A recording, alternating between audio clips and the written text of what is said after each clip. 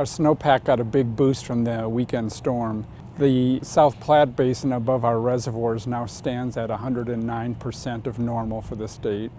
The snowpack above our Colorado Basin reservoirs is right around 113% of normal.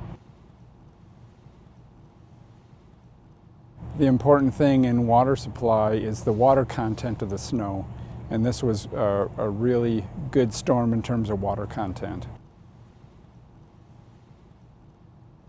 The moisture on the east slope also indirectly helps the west slope, and that's because the more water supply we have on the eastern slope, the less water we need to bring from the other side of the divide to supplement our supplies over here on the east.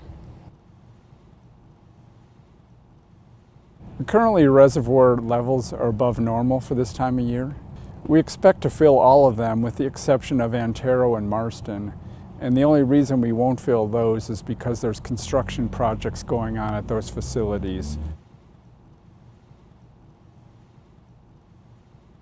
Conditions can change pretty quickly in the springtime. Things could dry out, or we could continue getting heavy amounts of rain and snow. So we have to be prepared for whatever happens. Even with our strong snowpack and good water levels in our reservoirs, it's always a good idea to use water wisely, but I don't anticipate any watering restrictions beyond our normal rules against water waste.